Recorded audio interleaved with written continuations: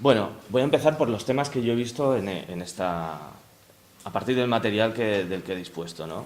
Esta sesión se titula Íntimo y personal, ¿no? Y en el programa de mano, pues decía que uno de los motores que impulsan muchos proyectos artísticos es la necesidad de trabajar, reflexionar y compartir miradas, experiencias, identidades o mundos muy personales.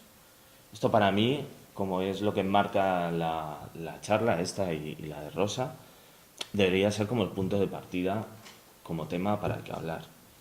Pero luego, a partir de los proyectos de ellos, yo añado dos temas más, si os parece. Una es la importancia del proceso creativo por encima del resultado y luego otro que también es un conjunto de temas que sería creación, participación e identidad colectiva. O sea que por un lado tenemos hablar de íntimo y personal, que ya se ha empezado a apuntar también en el debate de la primera sesión, ¿no? De hasta qué punto lo íntimo interesa a la gente, es lícito o no sacarlo. Luego, dentro de eso está lo de la necesidad de trabajar, reflexionar y compartir miradas y experiencias. La importancia del proceso creativo por encima del resultado y creación, participación e identidades colectivas. Yo empezaría por lo de íntimo y personal y entonces, pues para romper el hielo traigo aquí un clip que es de un artista, se llama Theo Baró. Esto creo que es del año 2009 en el CCCB. Es una propuesta de una cosa que se llamaba Noches Salvajes, que organizaba un colectivo que se llamaba La Porta, que ya no existe, que se dedicaba sobre todo a las artes del movimiento, pero de una manera muy transdisciplinar, que también es otra cosa que aparece como etiqueta en los proyectos de ellos, en alguno. Dice, relacionado con esto, que, bueno, Angélica Lidl, no sé si la conocéis o es la primera vez que la veis, pero es una artista escénica que lleva bastantes años trabajando, pero que digamos que en los últimos 5 años pues ha entrado ya como en otra liga. O sea, está como trufando premio nacional de no sé qué, va al Festival de Aviñón y está pegando fuerte. Y hay mucha gente que está muy fascinado con su trabajo. Y bueno, yo pienso que es evidente que es una tía que trabaja muy bien, o sea, que es un animal escénico bastante bestia. Los textos son suyos, además es una gran actriz, hace unas puestas en escena brutales. Pero claro, la pregunta es, ¿tendría todo este éxito si no despertase el morbo de que la gente cree que realmente ella es así?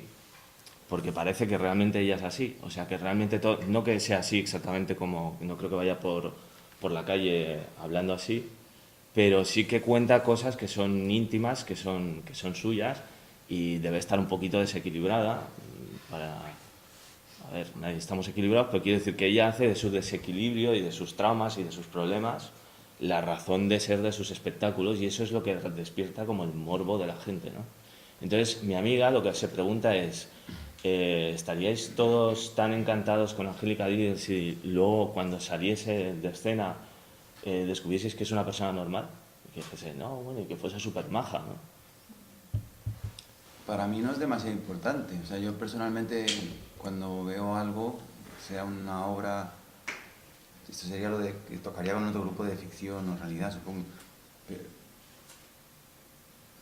pero digamos que para mí siempre es importante que haya una parte de honestidad. Bueno, una parte no. Para mí es muy importante que sea honesta la propuesta. Honesta en un sentido general, ¿no? No sé cómo. Pero quiero decir, no ha de ser verdad. O sea, no ha de ser esa persona a la que cuente su vida, no ha de ser... Sí que hay disciplinas que creo que si no es imposible, es muy difícil o imposible. Por ejemplo, la música me cuesta mucho pensar que alguien no toque un poco como es. O sea, lo veo casi imposible. Lo tengo que pensar bien, pero creo que si te haces un solo, por ejemplo, estás revelándote un poco, a no ser que copies un solo y lo hagas. Pero entonces, si dices que es tuyo, este otro ya no es honesto, entonces ya, bueno. Me interesa eso que dices, es lo de la honestidad, ¿no? Sí. Porque a veces la honestidad como que se mezcla o la gente no sabemos muy bien de qué estamos hablando, o yo al menos, si estás hablando, o sea, de que honestidad sería... ¿Qué sería exactamente para ti honestidad? Básicamente no mentir. O sea, para mí es No importante mentir. no mentir. No, a ver, no mentir. No mentir. Claro que está bien mentir si el juego es mentir. Ha defendido con una teoría muy compleja y tal, y luego en realidad no, ahí no hay nada, es un vacío, es una cortina de humo, pues eso no lo vería honesto, claro. Otra cosa es que todo eso sea un juego y esté todo pensado y el juego sea ese. Te voy a vender una cortina de humo de algo que no hay nada, eso sería otro tipo de proyecto. Pero en general veo que hay mucha... Bueno, tampoco es que esté pensando esto continuamente, pero cuando me has dicho eso lo he pensado. Veo que hay falta de honestidad de verdad en algunas propuestas a veces, que es un poco, voy a hacer este tipo de cosas que sé que puedo llegar a vender, o sé que está de moda, sé que no sé qué. Si coincide que es lo que tú haces, esté de moda o no, pues lo veo bien. O sea, no está mal hacer cosas que teóricamente la gente las esté siguiendo. Si te sale de dentro y es tu propuesta, pues oye, iba por ahí, no sé si entiende, lo de honestidad iba por ahí. Claro, pero honestidad muchas veces se dice eso, no mentir, entonces es como si haces una ficción estás mintiendo, ¿no? Sí, por eso digo, cuando he Pero dicho no puedes ser mentir. honesto. Sí, claro, si la ficción por defecto es una mentira, claro. O sea, cuando he dicho no mentir, si entra en juego mentir, pues oye, ¿cómo vas a hacerlo sin mentir? Es que no tiene... Digo cuando no tendría que entrar en el juego mentir. Y hace un año, un par de años, el tío me decía, yo creo que hay que dejar de escribir en primera persona. Se ha estado escribiendo durante la última década mucho en primera persona y jugando a lo autobiográfico y a la ficción y tal, y por eso sacó este tema, ¿no? Íntimo, personal y tal. Y dice, yo creo que los tiempos que corren ahora son para escribir en tercera persona, para hablar del otro, no de mí. Se me ocurrió, porque, bueno, me da la impresión de que lo del poner el proceso por encima del resultado ha sido muy liberador y bueno, y muchas veces ha dado resultados porque en el caso de Chris, esta pieza al final era un resultado y era un producto como todos los demás que hablaba del propio proceso, pero que al final ha hecho bolos con eso un mogollón. O sea, no dejaban de contratarlo como una pieza escénica para presentarlo en un teatro, ¿no? Que esto también es un poco la perversión del sistema que al final lo acaba... Pero otra de las perversiones que yo he visto, bueno, he detectado, es el artista que se queda como colgado del proceso. O el artista o el colectivo artístico que se queda como colgado del proceso, también cae un poco en su ego trip. Estoy utilizando palabras gruesas y provocadoras, porque por supuesto no en todos los casos lo pienso así. E incluso en el caso de que alguien se quede colgado en su ego trip, me parece que merece todo el respeto. Y creo que lo de Pablo Gisbert es una reacción a eso. Es como, vale, el proceso mejor que el resultado, esto en un momento nos funcionaba como algo político incluso, ¿no? Pero es que ahora igual lo que necesitamos es volver al otro lado, según él,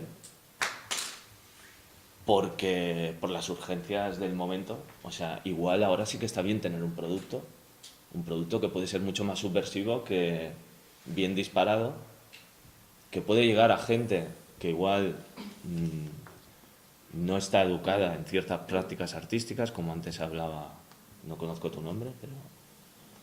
eh, bueno, esto, lo dejo aquí, solo por cuestionar, porque, vamos... Bueno, hay que saber parar, ¿no? También. ¿Eh? Hay que saber parar a veces. Hay que Claro. saber ponerte un límite y entonces saber hasta cuándo. Tanto lo uno como lo otro, claro. Que está en lo de la educación creativa, ¿no? Y entonces Arno Ster decía que todos tenemos una necesidad de expresarnos. Y entonces él lo que valora por encima de todo es eso. Y entonces crea las condiciones para que tú puedas expresarte como, como algo sano. Entonces, por ejemplo, ha creado una cosa para niños, porque empezó en la posguerra de la Segunda Guerra Mundial, le dieron a unos huérfanos y tenía que distraerlos, se le ocurrió hacer un taller de pintura y entonces ese taller de pintura funcionó muy bien y ahora aún se sigue haciendo y se van reproduciendo por todos los países del mundo, hay experimentos así y consiste en que los niños, ahora ya son niños mezclados con mayores, o sea, de todas las edades, Entran en un espacio donde hay solo muros, o sea, paredes, pero no hay ventanas. En esos muros se cuelgan unos cuadros, o sea, unos papeles para que tú puedas pintar. En el centro de la sala hay pinturas para que los niños, o, bueno, los mayores puedan coger. O sea, digamos que comparten esas pinturas todos los miembros y luego van a pintar. Están allí una hora y media y luego se van. Pero lo que han hecho allí no lo pueden enseñar a nadie. O sea, no pueden llevárselo a sus padres. No pueden enseñarlo a nadie. No pueden quedárselo ellos. Se queda allí. Tampoco pueden pedirle al... no sé cómo se llama, el servidor, tiene un nombre, que empezó siendo él, que es el que les ayuda simplemente pues a mezclar las acuarelas, a ponerles un taburete para que ellos puedan subir. Ellos solo están para pintar y el otro es el que les hace todo. Pero no le pueden preguntar, bueno, pueden hacer lo que quieran, pero él no les va a contestar qué le parece lo que está haciendo. Entonces, de esa manera él lo que elimina, aparte de intentar eliminar el juicio, es esto que habéis comentado también en la sesión anterior, de que el arte es comunicación. Él dice, bueno, igual el arte es comunicación, pero entonces yo no estoy hablando de arte. O sea, yo estoy hablando de placer y de una necesidad del ser humano de expresarse. Entonces él lo que promueve es esa necesidad. Y él cree que si todo el mundo fuese allí y pintase una vez a la semana y se fuese a su casa, pues que la sociedad se transformaría. Lo que Arno Ester pone en tela de juicio. Él dice que los niños tienen una necesidad de dibujar. Y además él ha hecho investigaciones yéndose por todos los países del mundo y yendo a tribus que no habían visto a un occidental en su vida y tal. Y dice que todos dibujan lo mismo. Que eso es muy fuerte. O sea, eso es otra línea de investigación. O sea, como que todos tenemos unos códigos innatos al ser humano que no se sabe muy bien de dónde vienen, pero es como si fuese una carga genética. Entonces todos tienen la necesidad de hacerlo, les das un papel y todos dibujan. ¿Cuándo aparece la necesidad de enseñarte eso a ti? Y de que te guste. Eso ya, según él, que no lo conozco en profundidad, pero ahí ya actúa la sociedad, ¿no? Sí. Y los valores de la sociedad, y el juicio, etc. Como que el niño va a enseñarle a los padres te gusta porque siempre le han dicho muy bien, o, ¿sabes? O no lo entiendo, pero siempre es... Por ejemplo, él dice que los padres o cualquier otro le dice al niño siempre, pero eso que has dibujado, ¿qué es? Que ya te condiciona, porque entonces tú como niño dices, o sea, que tengo que dibujar cosas que sean. Y entonces cuando les dices qué es, ellos te dicen, pero entonces le falta una ventana, por ejemplo, si era una casa. Y entonces tú dices, hostia, las casas hay que dibujarlas con ventanas. Y todo eso ya te va condicionando y ya, a partir de ahí... Yo quería decir varias cosas. Lo primero, cuando he contado lo de antes, era un poco lioso, pero muy rápido. Yo no, ahora voy para esto, yo no te pongo el proceso a la hora final, por decirlo así, aunque esta vez o cercanamente voy a hacer una obra que tenga que ver el proceso, yo creo, mi forma de entender, no había pensado mucho lo que voy a decir ahora exactamente así, pero que son como herramientas. O sea, que dar más valor al proceso o a la hora final, hablar en primera persona o en tercera, al final lo malo yo creo que es encasillarlo todo y al igual, que eso tiene que ver con lo que ha dicho Nuria, encasillarlo y forzarlo y todo recto y todo, porque yo trabajo en la escuela de arte también y sé lo que comentaba, que lo malo para mí también es pensar que es malo que alguien dibuje por placer, alguien siendo como si fuera más profesional en el sentido más artístico no, ahí la he liado, en el sentido más profesión, tal. Lo malo es pensar que una es mejor que otra. Para mí es un abanico y cada uno coge y si hay alguna que no sale en el abanico, mejor, porque luego, y rápidamente relacionar con lo de los niños, estoy justamente, no es por hablar mucho de mí, pero estoy en la escuela justamente con el grupo de las pequeñas y tal, y yo creo que son de 4 o 7 años, son muy pequeños. Yo creo que es muy importante lo que comentábamos de enseñar de qué es y ese momento de que... O sea, yo creo que esta necesidad de producción, por decirlo así, es que lo veo, eso es brutal. O sea, no, eso de que te guste, yo no lo tengo tan claro, bueno, no lo veo así. Esto de que a ellos les gusta lo que... Es que es otro campo, es una necesidad de creación, le puedes poner un tocho así de hojas, es que es un continuo y no es una cosa de hecho lo que yo he hecho y me gusta de una manera... Y les gusta hacerlo, ¿no? momento. Sí, vale. O sea, dices que vale. O sea, que les gusta el Eso. hacer, Sí. no lo que han hecho. Pero a muerte. O sea, pero pensaba que... Vale, por eso te decía. Pensaba que decías que lo que han hecho les gusta de una manera tal. Y yo, como lo que yo he hecho, mi obra, ¿no? Y yo creo que lo que es una necesidad y además súper inmediata y muy fuerte, pero que creo que sí que interviene ahí lo de, sobre todo la escolarización, lo de qué está bien, qué está mal, lo que es figurativo y lo que no es figurativo, lo que teóricamente tenías que hacer o no tienes que hacer, si cortas el papel o no lo cortas, y si lo haces así, en horizontal o vertical, todo esto creo que es un problema que la educación en general, no soy un entendido en esto, pero creo que hay todo está demasiado... He dicho que venía aquí un poco como a cuestionar, ¿no? Porque a mí me parece muy bien, en realidad, pero tiene sus perversiones. Y no, enlazaba con todo esto, ¿no? El niño que empieza a dibujar y ya le dice su padre, ya, pero le falta no sé qué, no tiene por qué decirle está mal. Simplemente creando esa expectativa de como recompensa, si pones la chimenea, pues ¡ay, qué bien está este dibujo! Cómo nos van condicionando, ¿no? Como personas y como creadores, como artistas. Pero recogiendo lo que estás diciendo sobre que los niños se copian entre ellos y recogiendo también otras cosas que se han dicho sobre que quizá pues ahora es un momento también en el que ya hay tantas cosas creadas, tantos objetos artísticos que solo podríamos, o sea que una opción es expresarse a través de la formulación de otras cosas. Y también recogiendo el proyecto de Inma que va sobre crear una identidad colectiva sobre el Prat, os voy a hablar otra vez de mi libro y os voy a poner una intervención que hice en el Fórum Indigestió, en el Convent de Sant Agustí, Barcelona, creo que fue el año pasado, en el que me proponían hablar en 5 minutos sobre la cultura como patrimonio común.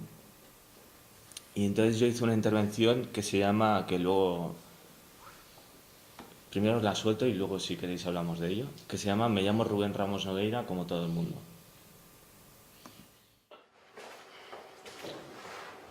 Hola, me llamo Rubén Ramos Nogueira como todo el mundo. Yo solo soy un simple peón ignorante en el triste juego de la vida, pero aquí todos nos llamamos Antonio. Todos tenemos ese nombre. Antonio García Mateo. Cuando yo tenía 12 años, un día mi padre entró en casa un miércoles y le dijo a mi madre: prepárate porque el sábado nos vamos a Nueva Zelanda. Al día siguiente yo me fui a la escuela y cuando salí fui a la biblioteca y estuve buscando todo lo que pude encontrar sobre Nueva Zelanda y estuve leyendo sobre Nueva Zelanda hasta el sábado siguiente. Pero el sábado no pasó absolutamente nada. En mi familia nunca nadie volvió a sacar el tema de Nueva Zelanda, ni ese día ni ningún otro. A mí me gusta mucho la palabra creer. La mayoría de la gente, cuando dice sé, en realidad lo que está diciendo es creo. Yo creo que el arte es la única actividad que permite al ser humano manifestarse como verdadero individuo. Porque es lo único que nos permite superar el estadio animal. Y eso es así porque el arte es una salida hacia regiones donde ya no gobiernan ni el tiempo ni el espacio. Vivir es creer. Por lo menos eso es lo que yo creo. Pero antes de continuar me gustaría compartir con vosotros una imagen. Bertín Osborne, desnudo, cabalgando por la playa. Es un signo de los tiempos. Los artistas se han convertido en profesionales mientras que los aficionados se están convirtiendo en artistas. El dinero, como el piano, solo es agradable a quien lo toca. La vida está cambiando. Y la manera como estoy intentando cambiar yo mi vida es abandonando mis deseos para dejar de ser sordo y ciego al mundo que me rodea. Hace muchos años, el que luego sería mi profesor de karate decidió irse a estudiar Zen al Japón para encontrar la iluminación. Entonces se las arregló como pudo para buscarse un billete y se fue a una pequeña isla de Japón a estudiar con un maestro. durante 3 años. Cuando acabó esos 3 años, se sintió totalmente fracasado, creyó que no había encontrado la iluminación y se lo dijo a su maestro. Entonces, su maestro le dijo, bueno, has estado aquí 3 años, no pasaría nada porque te quedas 3 meses más. El joven karateka aceptó, se quedó 3 meses más, pero cuando acabó los 3 meses se sintió fracasado igualmente y vacío. Entonces el maestro le dijo, bueno, has estado 3 años, 3 meses, quédate 3 semanas más. El karateka aceptó, pero no sirvió de nada. Entonces ya el maestro, cabreado un poco, le dijo, bien, has estado con nosotros 3 años, 3 meses y 3 semanas. Quédate 3 días más. Y si al final de estos 3 días no has conseguido la iluminación, suicídate. El karateka se quedó y al final de la tarde del segundo día encontró la iluminación. Por favor, apagad todas las luces y vámonos a bailar a un bosque. Quemad vuestro dinero y vámonos a bailar a un bosque. Romped vuestros contratos y vámonos a fotocopiarnos libros. Todo era difícil y de repente todo es tan fácil. Hidrogenés, Eric Satie, Sam Raimi, John Cage, Marcel Duchamp i el meu amic Arthur. M'agradaria donar les gràcies a tots ells per haver compartit i publicat algun cop el material que jo avui m'he permès versionar i remixar per oferir-vos aquesta petita intervenció que acabo d'escoltar. Vull donar les gràcies a tots ells i a tothom que avui en dia encara continua fent el mateix que ells. Gràcies.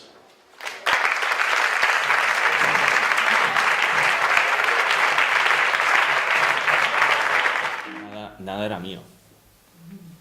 Es un remix, como lo que me pidieron era hablar de la cultura como bien común y no sé qué, y no tenía ganas de soltar una chapa, pues me inventé esta performance que lo que hacía era coger cosas de gente que a mí me interesaba y con la que ni siquiera necesariamente estaba de acuerdo.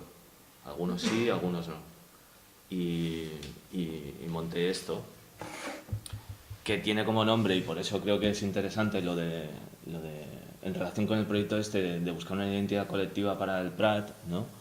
Porque lleva mi nombre, me llamo Rubén Ramos Nogueira, pero como todo el mundo, que en el fondo es una cita de Satie, que tiene Eric Satie, un músico francés del siglo XX, que tiene una conferencia que empieza así, me parece. Y que es un poco como apropiándote de las cosas que son comunes, o sea, de toda la sociedad, de un colectivo, acabas armando un discurso en el que hablas de cosas tuyas y le pones tu nombre, o sea, te apropias de lo colectivo para crearte tu propia identidad. Que un poco es lo que hace...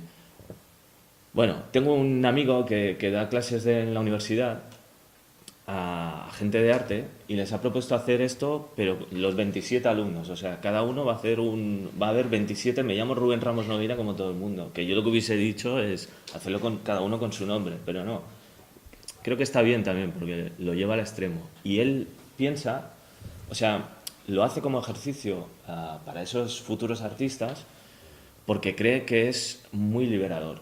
O sea, que todavía llevamos una carga de originalidad que es muy castradora. O sea, que alguien se está educando como artista y entonces cree que lo que se espera de él es que haga algo original y personal y propio. Pero como si fuese a inventar la rueda. Y es evidente que eso nunca ha sido así. Para mi amigo, él dice que es que nunca ha sido así. O sea, no es que en el siglo XIX sí que fuese así y de ahí viene la figura del genio y tal, sino que todos son transmutaciones de códigos que uno ha copiado de otras cosas. Entonces, ¿por qué no empezar directamente por la copia pura y dura? O sea, vamos a hacer una copia y a través de la copia, y llamémosle copia, por favor, para relajarnos ya todos y que nadie nos acuse de copiar. O sea, nos damos permiso para copiar, para luego a partir de ahí quizás sí que crear algo personal, íntimo. Lo del arte y la vida, porque cuando Valcárcel Medina dice eso que creo que decía en este extracto de audio, de que le preguntan qué te ha parecido esto y él dice, ahí está. Eso es algo que en arte casi nunca pasa. O sea, parece que te tienes que posicionar y tal, pero en la vida, o sea, apliquemos eso a la vida. O sea, es llevar el no juicio más allá del arte, que ya es jodido en el arte, llevarlo más allá de la vida. O sea, más allá a la vida, quiero decir. O sea, alguien hace una cosa, tiene un modo de vida, o emite una opinión, o yo qué sé, o hace lo que sea, y que el resto de la gente se posicione de una manera como ahí está, simplemente, es como un cambio muy bestia. De hecho, no sé hacia dónde nos conduce. A mí me gusta esta idea, aunque no sé muy bien hasta hacia dónde nos conduce, porque sí que creo que va un poco contracorriente con ciertas cosas que sí que me parecen perversas. No solo Balcázar Medina, y por eso también salía el nombre de John Cage, no solo es él quien piensa en esto, ¿no? O sea, hay gente como que ha teorizado o ha llevado a la práctica el no juicio. Por ejemplo, John Cage utilizaba el no juicio incluso en sus propias obras. Creo que hacía trampas, pero en teoría utilizaba el azar, o sea, mantenerse él aparte del juicio y tirar como dados y tal, para decidir cómo tenía que componer o cómo tenía que hacer esto y lo otro. Luego digo que hacía trampas porque luego me han contado que al final, si no, los dados no salía lo que él quería, pues igual decía, vaya, lo cambio, vuelvo a tirar, ¿no? Pero eso que es algo como transgresor en el arte también, claro, llevado a la vida, o sea, no creo que haya ninguna diferencia. Es un tema sobre el que reflexionar y que no tenemos por qué estar a favor, pero en principio a mí me parece como liberador. O sea, por ejemplo, cuando alguien viene y te dice, a mí me pasa, vas a ver una obra y alguien te dice, ¿qué? ¿Te ha gustado? Nada más salir. Poder decir, ahí está, y ya que se vaya expandiendo, ¿no? Porque si es necesario se lo cuentas, ¿no? Bueno, es que esto lo saqué de Balcázar Medina y tal. Ya lo despistas un poco, pero tú ya no tienes por qué decirle si te ha gustado o no te ha gustado a alguien algo, que es algo perverso. Puede ser guay cuando te ha gustado. Incluso puede ser guay si no te ha gustado y el artista está dispuesto a, yo qué sé, a encontrarse con gente que no le gusta lo que hace y eso le parece interesante. Pero normalmente lo que pasa ahí es que hay una tensión y saltan chispas porque el artista lo que quiere es gustar. Y tú enfrentarte a alguien que no te ha gustado y decirle, pues no me ha gustado. Y aparte, ¿qué aporta todo esto? El me ha gustado y el no me ha gustado. Para mí no es una enfrentación, ¿eh? Personalmente, no quiero normalizar aquí. No tendría por qué serlo, pero a veces... No, es como si haces música, es que lo normal, no por nada, pero lo normal es que no le guste a todo el mundo, pero no por nada, sino porque tipo de música hay tantas como... Y dentro del tipo de música hay muchas formas de hacer. Entonces, para mí no es un problema no gustar a alguien. Esto, ya sé que es una cosa muy personal, pero como el tema es como muy... Ya, pero es muy binario. ¿Te ha gustado o no te ha gustado? ¿Qué pasa si introducimos el... ¿por qué tengo que hablar de gusto? O sea, igual no me ha gustado en el sentido, no sé qué significa exactamente, porque tampoco nadie sabe lo que significa gustar o no gustar. Quizá no me ha producido placer algo. Por ejemplo, Angélica Lidl, yo la he traído aquí, a mí no me produce demasiado placer. En cambio me parece interesante. O sea, igual saco cosas de ahí. Entonces, ¿me ha gustado o no me ha gustado? ¿Sabes? Es como algo muy binario, lo de gustado y no gustado, que no... Sí. Pero en cambio es lo primero que te preguntan, ¿no? En el Facebook. Quiere decir que no es simplemente un protocolo. Está muy clara la cosa de lo que es válido y lo que no, para al final poder hacer algo que sea comercial o no. O sea, quiero decir que el dinero al final y el poder es muy importante. Y al final es todo como muy, lo que decía de perverso esa palabra. O sea, al final hay una voluntad clara para decir que sí, que no, para manipular y para que todos vayamos por un camino, pero desde tipos de formas de hacer, a tipos de trabajo, a tipos de... Y también toca la producción artística o cualquier tipo de detalle, porque si todo el mundo hace lo que tú crees que está bien, es más fácil mover. Y si dices que está bien y que no, es más fácil decir que ese que está bien vale, el tuyo no, ese vale tantos millones de euros, el otro no. Si alguien puede llegar a marcar lo que es válido y lo que no, es muy interesante para ellos, claro. Le da mucho poder. Entonces, si te sales solo por el hecho de salirte y por ser ahí un poco tal, pues puede tener su sentido, pero lo ideal sería que, volviendo a aquello de que no te afecte tal, tú siguieras tu naturaleza, por decirlo así, sin buscar ningún camino ni hecho así dicen, sino porque pues está súper bien, o sea, sino porque es honesto contigo mismo. Lo he encerrado todo, eso más o menos. Vale, No sé si me he lo vamos enrollado. a ir dejando Ya aquí, está. ¿vale? Ya, pues, Muchas gracias, Rubén, por haber venido. Gracias a vosotros. Y gracias a todos.